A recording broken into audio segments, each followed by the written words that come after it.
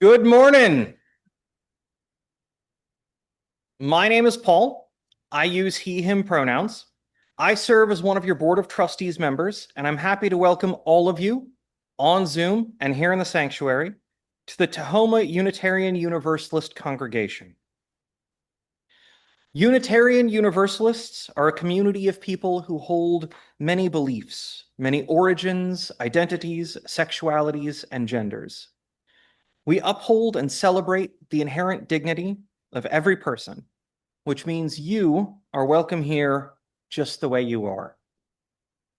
Love is the power that holds us together as we gather in community to seek life's deeper meanings and to celebrate the diversity of all living things.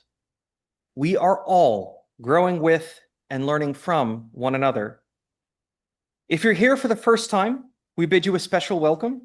After the service, I'll be in the sanctuary right over there, the table with the white tablecloth, to answer any questions you may have about Unitarian Universalism or our congregation, or if you have questions about how to become involved in our community, just ask. I also encourage you to explore our website, tahomauu.com.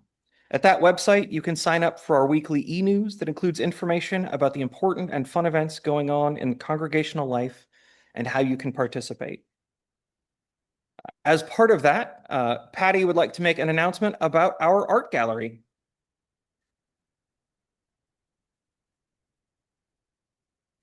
Good morning. I am gathering that you've noticed we've made a little bit of a change, and our own member, where are you, Angela? She's somewhere. Angela and her daughter have done this show. Unfortunately, Frances had said she would do a show, and she's just not feeling up to it. And I want everyone to please thank Angela for stepping in at the last minute. I mean, last minute, 2 weeks. Thank you. And please enjoy the show. It'll be growing a little bit as we go along. Additionally, we have another announcement. How can you forget me? So next Saturday is the auction. So if you haven't purchased your ticket, please do so soon, because David would like to know how much food to buy. You're going to buy a lot. Okay. So, yeah, so we need people to eat it, and donations are coming in last minute. So if you don't know how to donate, look in the e-news. Just click on the little link there. And you also got an e-news blast.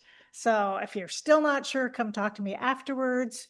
Penny Douglas is going to be walking around. There she is, for people to sign up to be a volunteer. If you're a volunteer, you get in free. Yes, Teresa, what's the trouble? Oh, and Teresa's selling tickets out in the hall afterwards. There she is. All right, so see you at the auction. Do your homework.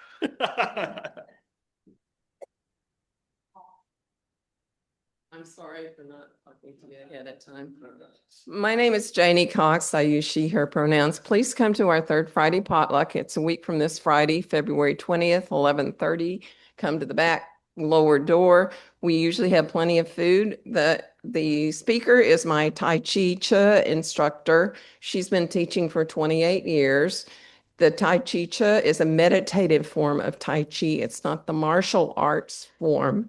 She will be discussing a little bit about its history and demonstrating some movements. So please come at 11:30 and we'll see you then.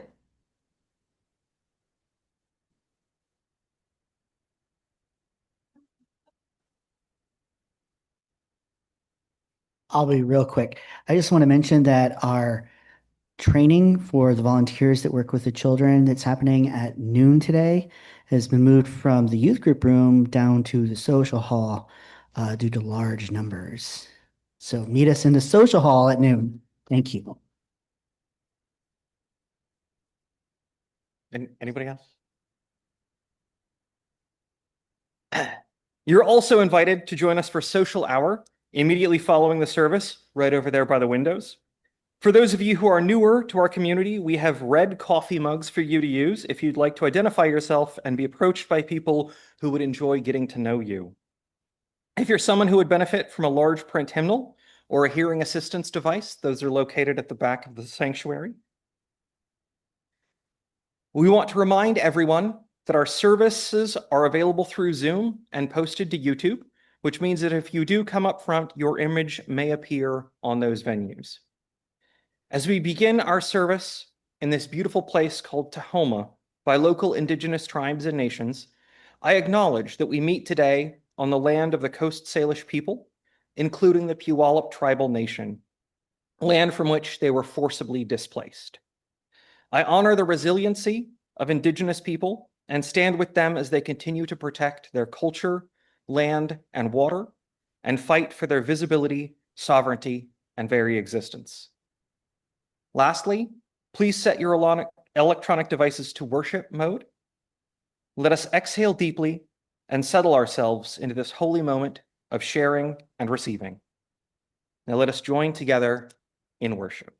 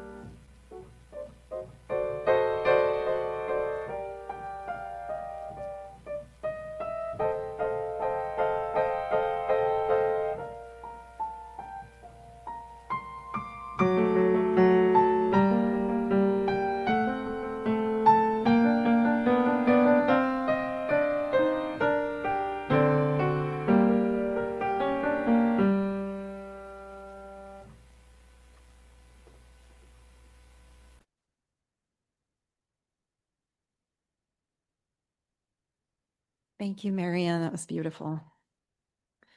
So I'm the Reverend Margo Rinehart. I am the minister here at the Tahoma Unitarian Universalist congregation, and I use she, her pronouns. We gather on the second Sunday of National Black History Month. I'm happy to say we still have a Black History Month, given what's going on. Our theme this month is Embodying Resilience, and that's the topic of the sermon. Talking about resilience seems especially appropriate during Black History Month as oppressed groups become highly skilled at resilience because they have to. I want to just welcome everything that's in the room today, however we've come in, whether we feel shocked, enraged, sadness, happiness, joyfulness, or maybe we feel one way 1 minute and a different way 5 minutes later, which would be incredibly normal given the circumstances we are living in. But let us find persistence and gratitude in a life that is for more than ourselves alone. I like to give newcomers a chance. This is an invitation. Don't feel any pressure, but if you're new and you'd like to say who you are and how you got here, I want to make space for that. But again, no pressure.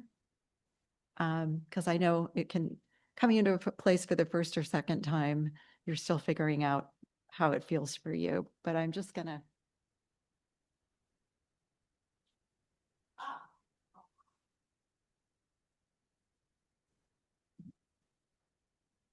So if anybody would like to introduce themselves, you can put your hand up. Yeah. All right. That's fine. I know some of you are new this morning, so just welcome. And I hope you find here what you are looking for. We want to welcome you warmly into our community.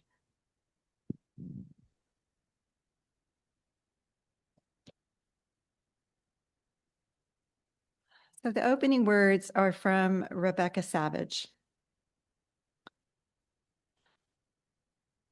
She says the title is To Embody Resilience as Easily as We Breathe.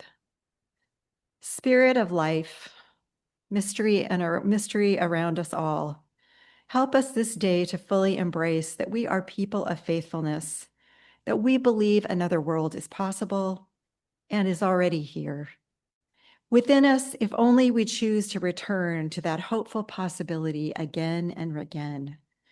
To be resilient is to proclaim that our love and legacy of love shall endure and make changes in our lives, in our families, in our communities, and around the world. May we embody resilience as we breathe.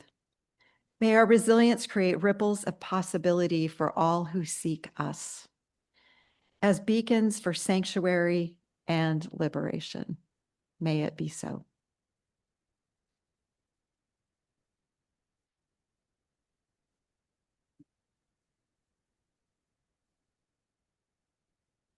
Morning, I'm Charlie Kaparik. I'm your celebrant today. I remember now. I use he, him pronouns today. I would like to invite Pam up to light our chalice. She's already there. Dang. Pam's been a member here for several years. She's very helpful and really appreciate all her efforts.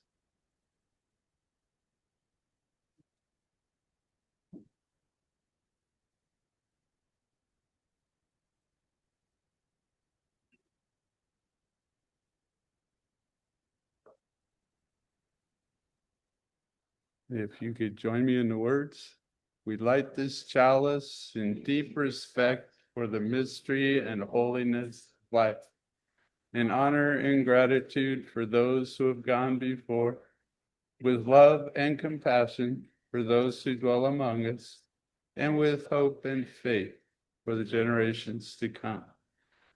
Now, if you could rise and body your spirit and join the choir in hymn number 126. Come,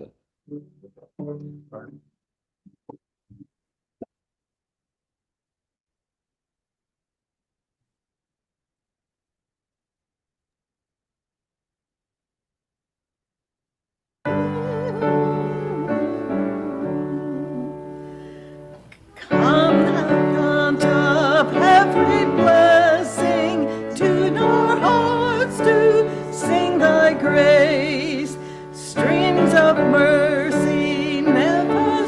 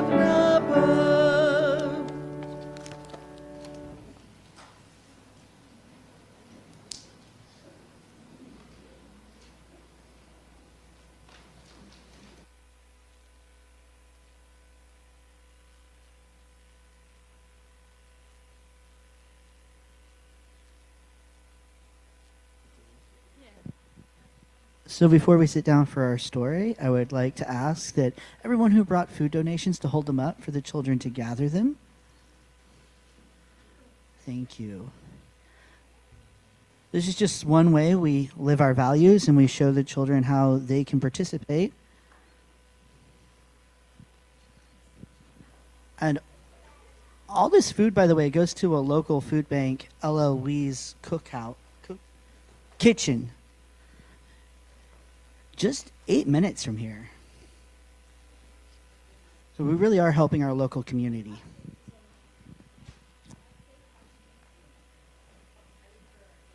Oh, our safe parking guests apparently go to that food bank often.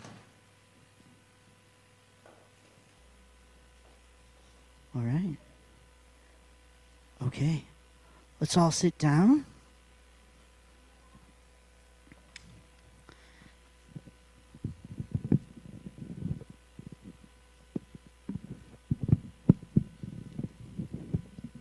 I'm going to struggle with the mic for a second. Okay. So today, I'm going to be sharing a story about a person who teaches us how to embody resilience through courage, determination, and grit. His name was Ethelred Brown. One morning, more than 100 years ago, on the island of Jamaica, a boy named Ethelred Brown went to church. Usually at this church, the people sang their creed, their list of what they believed. But that morning was Easter Sunday, so instead of singing the creed, the pastor said one line of it, and the people would repeat it. Ethelred listened closely, and the minister said things like, "We believe the Father is God, the Son is God, and the Holy Spirit is God. But they are not three gods, they are one." Ethelred loved math and said this sounded confusing. He thought, how can 3 be 1? That doesn't make sense to me.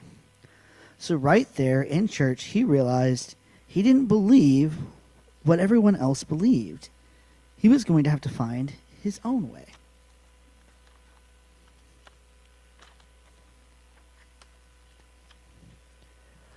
Later that day, at his uncle's house, he saw a little booklet on the table that said, "The Lord our God is one God." This made sense to him. The book was written by a Unitarian minister named William Channing. Ethelred read more and more and decided, I'm a Unitarian. But there was no Unitarian churches in Jamaica. So once again, he knew he would have to find his own way. Ethelred grew up, became an accountant, got married, and had 4 children. But when he was 32, he felt a call in his heart. He wanted to become a Unitarian minister and start a church. He didn't know a single other Unitarian. Still, he didn't let that stop him. He wrote a letter to any Unitarian minister in New York. Eventually, everyone wrote back and said he had to attend a school in the United States. Ethelred didn't have much money, and he'd never left Jamaica. But he didn't let that stop him either. He asked people for help, saved money, said goodbye to his family, and got on a boat. The first time he arrived to the U.S., they sent him back. His papers weren't right. But that didn't stop him. He fixed everything and tried again. Finally, 3 years later, he made it to school. He became the first Black person ever to become a Unitarian minister. But the world wasn't fair then. Some people told him he could only serve a Black church. Except there were no Black Unitarian churches. Did that stop Ethelred? No, he found a way. He went back to Jamaica and started one himself. After 8 years, he came to New York City and started a new church in Harlem. It wasn't easy.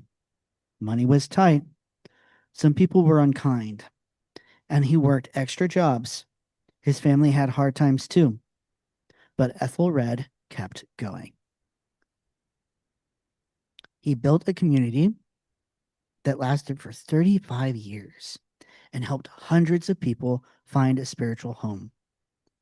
Today, one of the songs in our UU hymn book is named after him.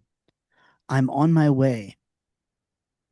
Because that's how he lived, always finding a way forward.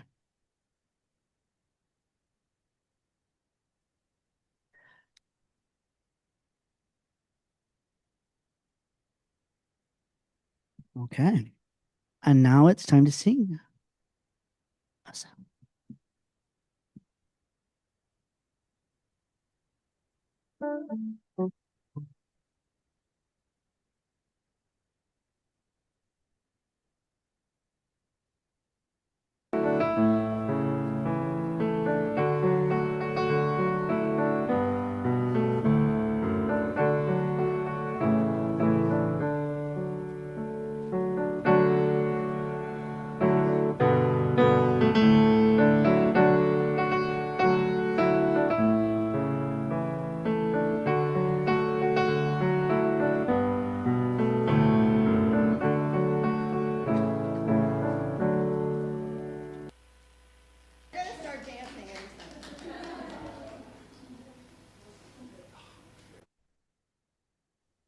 Now it's our invitation to generosity.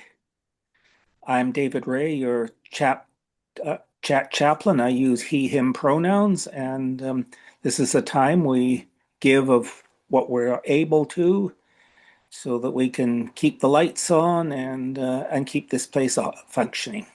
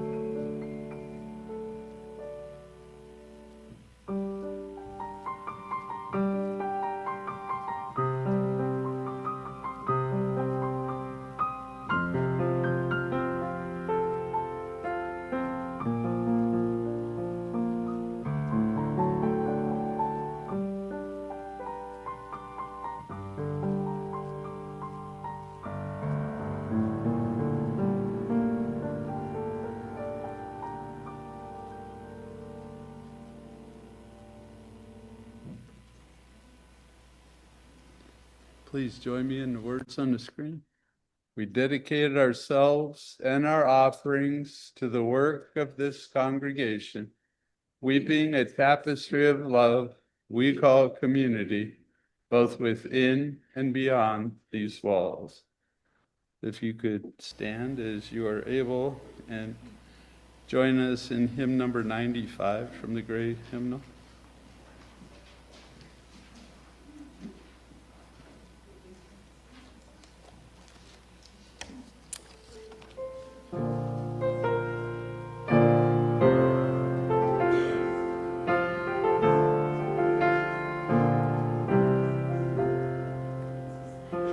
There is more love somewhere. There is more love somewhere. I'm gonna keep on till I find it. There is more love somewhere. There is more hope somewhere. There is more hope somewhere. I'm gonna keep on till I find it. There is more hope somewhere. There is more peace somewhere. There is more peace somewhere. I'm gonna keep on till I find it. There is more peace somewhere. There is more joy somewhere. There is more joy somewhere. I'm gonna keep on till I find it. There is more joy somewhere.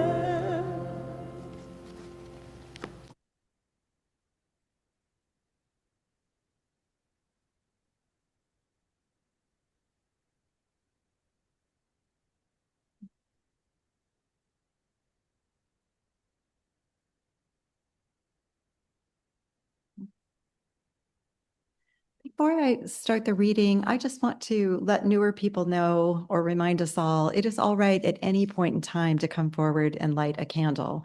That's about when your heart feels moved. So feel free to come up at any point and do that.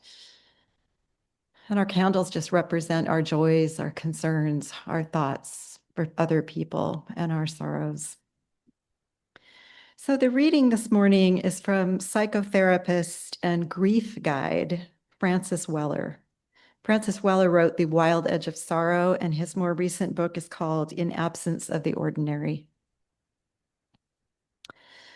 Weller says, when the ordinary fades, when the familiar rhythms and patterns of shared living erode, something is activated in the soul. There are hidden invitations and initiations that arise in times of uncertainty. The soul recognizes these markers of dissent, darkness, sorrow, anxiety as requiring change. The conditions of trouble and uncertainty activate some profound movement toward alterations in a psychic landscape. These are the precise times when the possibility for shifts in a collective field occurs. It is time to become immense. To become immense means to recall how embedded we are in the animate world, a world of dreams that enchants, a world that excites imaginations and conjures our affections through its stunning beauty. Everything we need is here. We only need to remember the wider embrace of belonging to woodlands and prairies, marshlands and neighborhoods, to the old stories and even the tender gestures of a friend. To become immense also includes this radical act of welcoming all who we are into the story. Nothing gets excluded. We become large through accepting all aspects of our being, weakness and need, loneliness and sorrow, shame and fear. Everything seen as essential to our wholeness makes us immense. So this is a time when radical alterations are occurring in our inner and outer landscapes. So it's good to walk with Weller right now, who tells us this is simultaneously a deeply personal time and also expansively collective. It binds us to each other. I observe this when I see us arrive during the week here, from all we've heard from the news and the social media. And we come to church or meetings here at the church in these paradoxical states of anxiety and worry, and yet we believe in hope, in something better, for restoration. Sometimes we arrive feeling lonely or lost, but we also at times have gifts we've received of kindness, and we can see that glimmer of a turning tide. We validate that longing, hopes with actions in our minds and hearts that turn into the work of our voices and our hands. I am going to say that work will sustain us in the coming weeks. I really want to say months, but sometimes I think right now we're only thinking weeks ahead, sometimes only days ahead, although I have my eye on the midterm elections, which is a ways from now. So let's talk about resilience between now and then.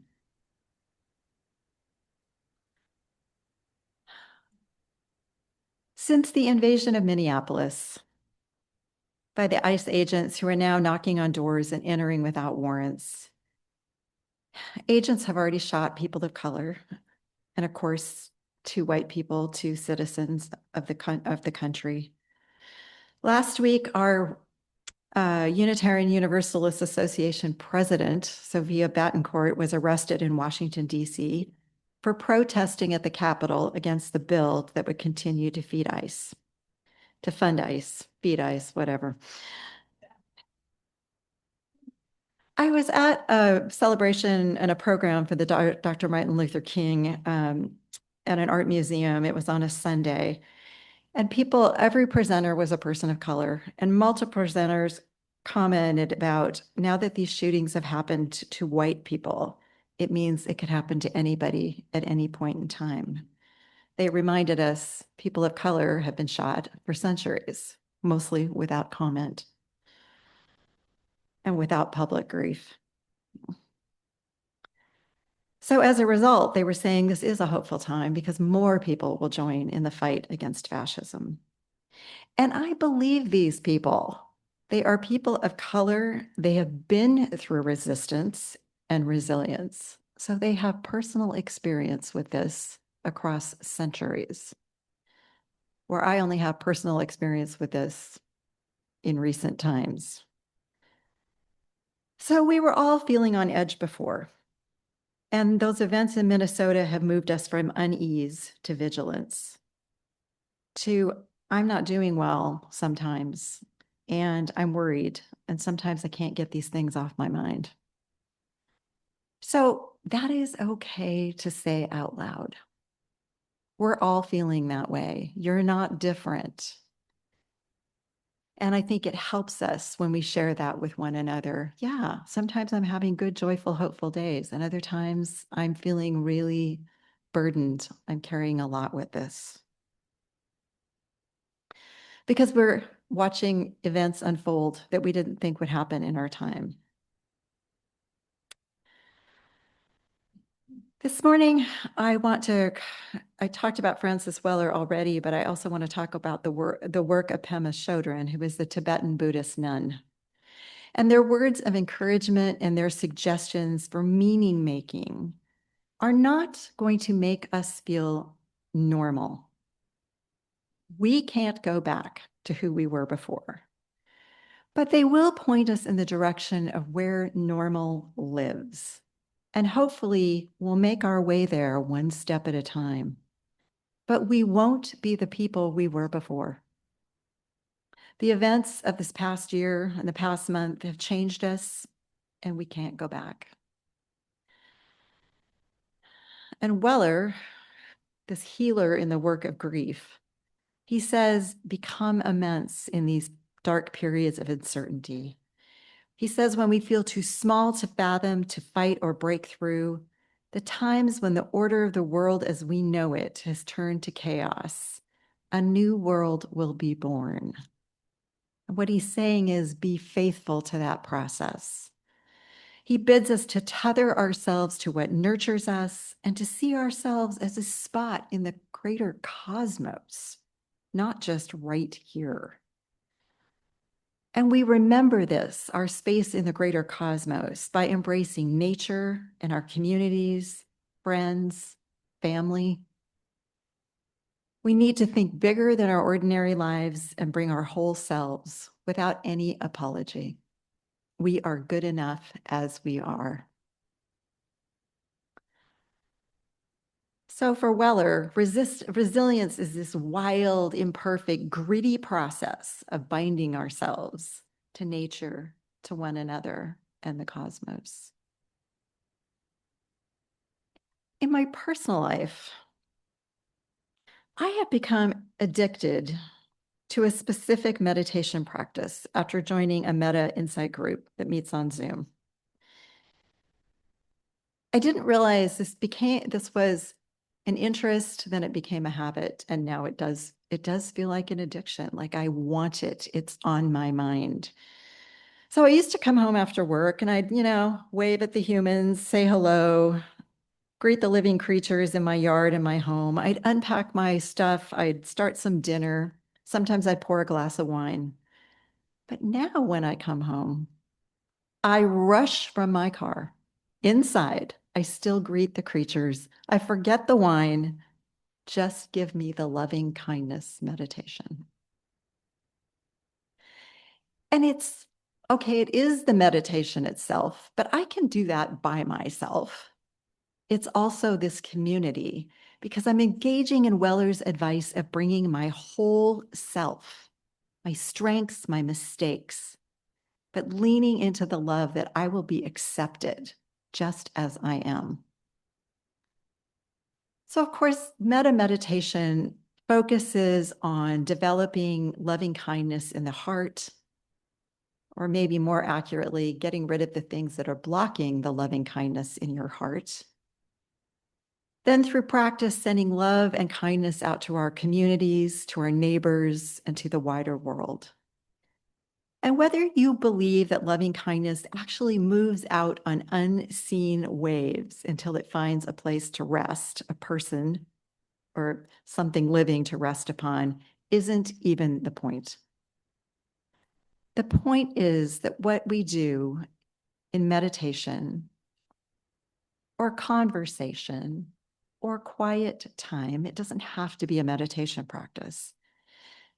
We learn how to conduct ourselves in the following day, how the gift of kindness and what we choose to become involved in. Do we protest? Do we care for a neighbor? Do we support our local elementary school? Do we care for ourselves? What words will we choose when we speak with others? And the more thoughtfulness and mindfulness we create around that cannot help but bring more love into the world.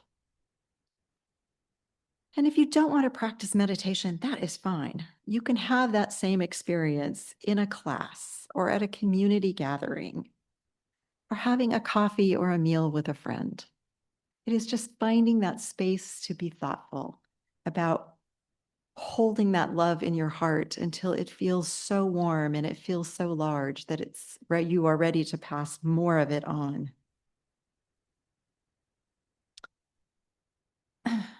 And in Pema Chodron's work, who is a Buddhist, and Buddhism is firmly rooted in this concept of impermanence. Everything will always change.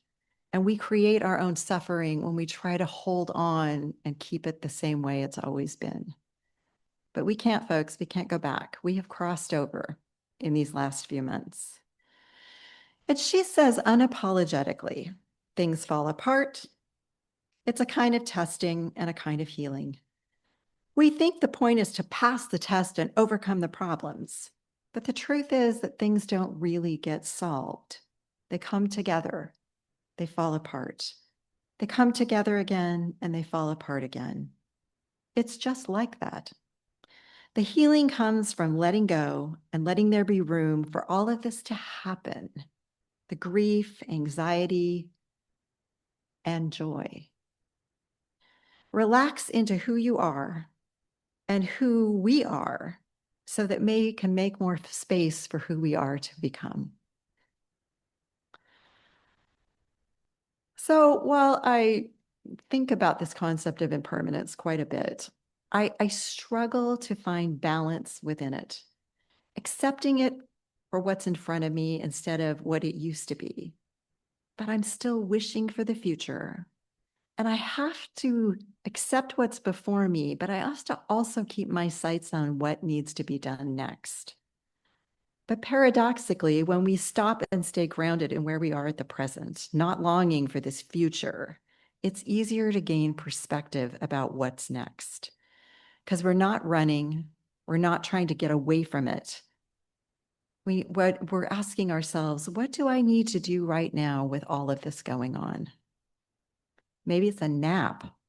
Maybe it's a phone call to a friend. I felt pretty overwhelmed yesterday and I thought, I'm going to call my friend, and I did. Maybe it's committing to the next march or committing to writing postcards to voters in swing states to encourage their participation, putting a sign in your yard, or participating in a phone bank. Maybe it's coming to the South End Neighborhood Alliance that meets again right here on Wednesday, February 25th, right here. And there's a poster in our hallway. There's a little mini poster. What I also see, although Pema Chodron does not use these words, is that resilience is not bouncing back from the experience or pushing your way through it as fast as you can go. Rather, focus on allowing the experience to change you. What happens to us becomes a part of us. There's no way to not have that happen. Resilient people don't bounce back from a really hard life experience. What they do is they find healthy ways of integrating that experience into their being. And it's why it's important to think about resilience as also relating to community in some way, because we find perspective better with other people. Whether you find that on Zoom or whether you find that in person, just getting that feedback, exchanging those ideas helps us gain perspective. One of our teachers in this regard is Soraya Chamali, activist, and I knew she was an activist and I'd seen little quotes from her, but what I didn't know that she is famous for is writing and advising women to find and use their anger. She's also a woman of color. She educates us that the traditional idea of resilience is shaped by this highly individualistic nature of our culture.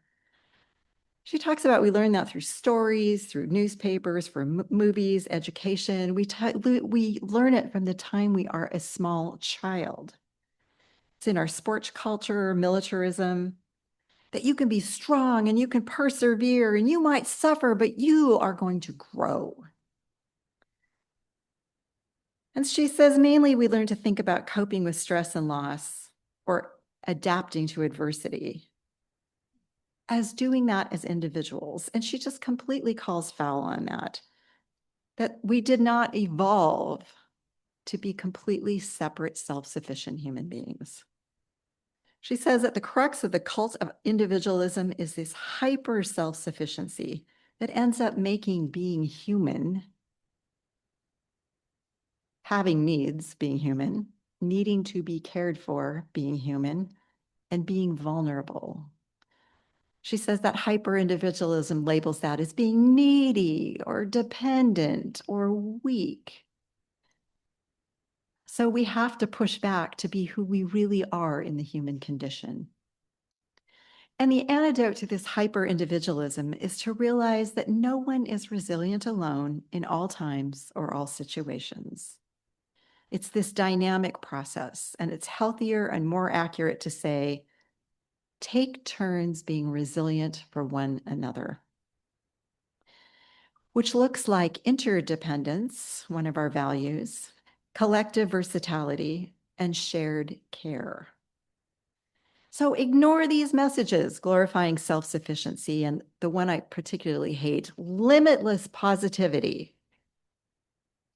Ugh. I used to do that to myself a lot, so it's a particular hotspot for me. But lean into shared care. A few Sundays back, we had a congregational meeting right here. And of course, okay, we didn't call it a congregational meeting. It was an informational time with some of our board members. And we looked at the budget, where we are in the budget, because that's important. Making our budget allows us to keep our doors open and to be able to gather here and care for each other. But we also took a little time to look at how we were connecting and to talk about things that brought us together and how to feel welcome and valued. So each of you were given a heart as you came in today. And if you didn't get a heart, I'm wondering if Dave will take some hearts out to people. If you didn't get a heart, put your hand up. Sorry, gee, this mess.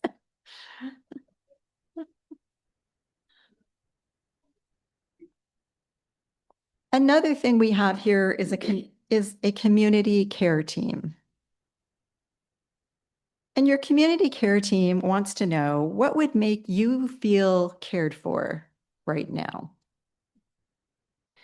So it's the congregation's community care team that helps people here in need who might need a ride to a medical appointment or might need food brought after surgery or a life event or a visitor telephone call from a good listener. The community care team helps us care for one another. Right now, our care team is only Dave, who is passing out hearts, Tanya Baker, who's up here, and me. So we could use more help on the care team. We could also use, I know there are fabulous bread bakers and soup makers in this congregation. So you will hear more about this in the weeks to come. But what we want to hear from you now on your pink heart, which I am going to post over here later. So this will be public, what you put on the heart. You don't need to put your name on it. But please write down what would make you feel cared for in this community. What are you searching for? What are you needing right now? And I don't promise that we can meet every need, but we can hold those needs in care and respect and validate them so you feel heard. So there are pencils probably in the pouch and the chair in front of you, but if you need something to write with, put your hand up. Oh, good grief. This is our toss everything in the box. Huh. Okay, but we've got, all right.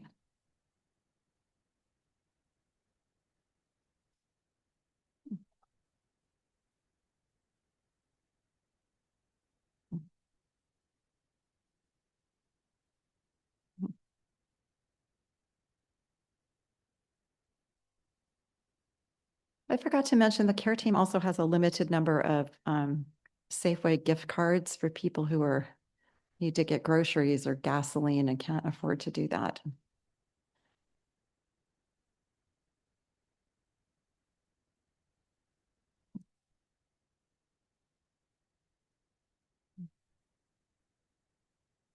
So what would make you feel cared for in this community right now?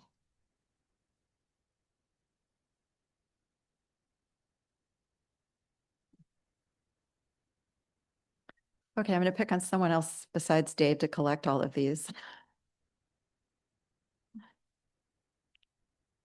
Oh, Tanya's going to do it.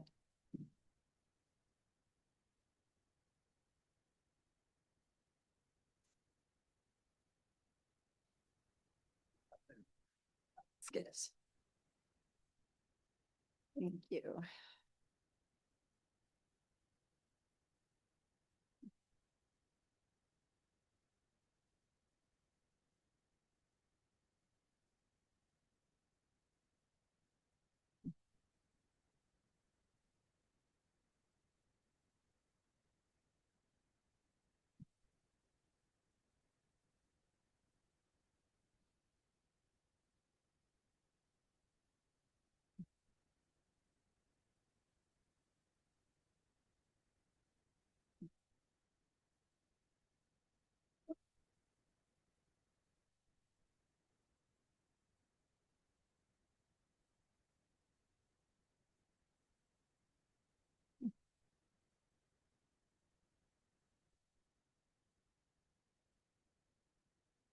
Thank you, everyone. Just there, that's fine.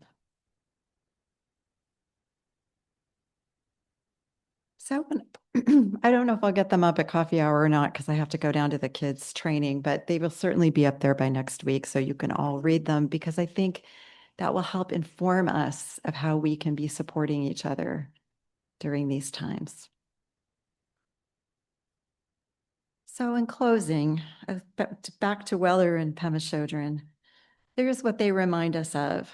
Never forget to give thanks for the landscapes of grace in our lives, for good friends, for the guidance of great principles and our values, for music and dance, for walking and bird watching, for examples of integrity all around us.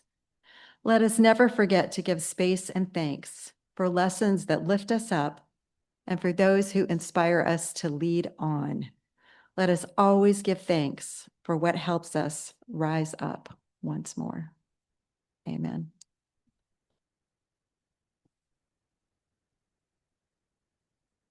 Oh.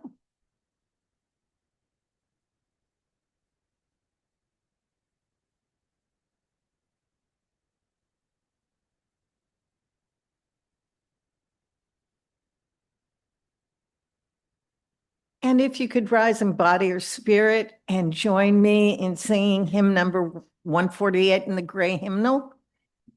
149, sorry, lift every voice and sing.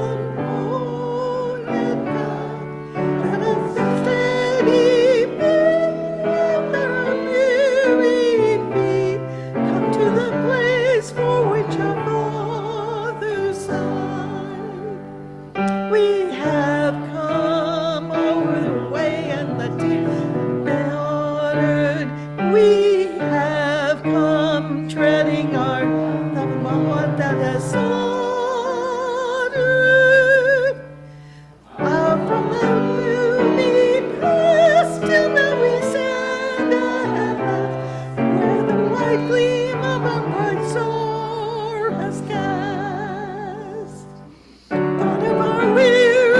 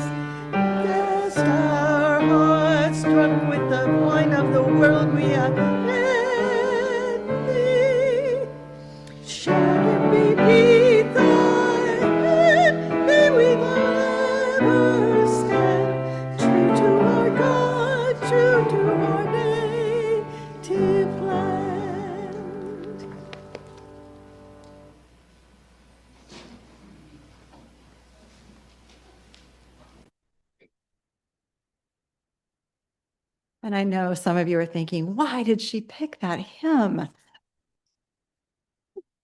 Because it's a resistance hymn. And during the civil rights movement, faith in God carried many of the people through that struggle. So that's why I picked that hymn to honor them. Our closing words are from Joan Javier Duval. Help us, abiding mystery, to hang on, to hold on when all is in question. Help us to stay firm in our own commitments. Lead us back into connection, back into the bonds of humanity. May we beckon love and justice and mercy with our own whispers, with our own shouts, and with our own cries. Amen.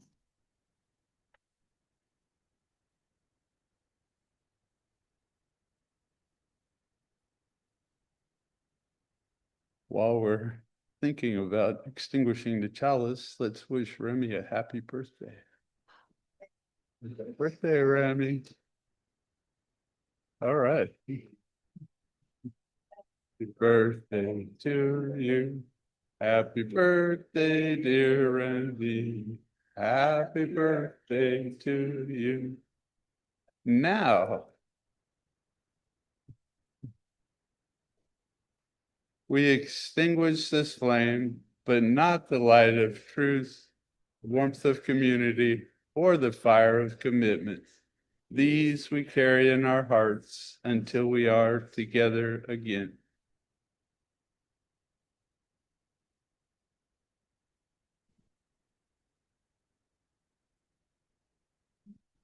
And if you could rise in body or spirit and join us in our closing blessing song. Sing to each other.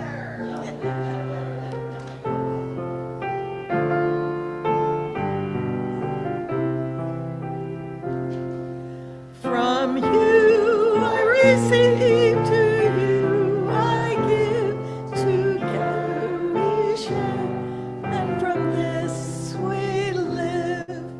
From you I receive, to you I give, together we share, and from this we live.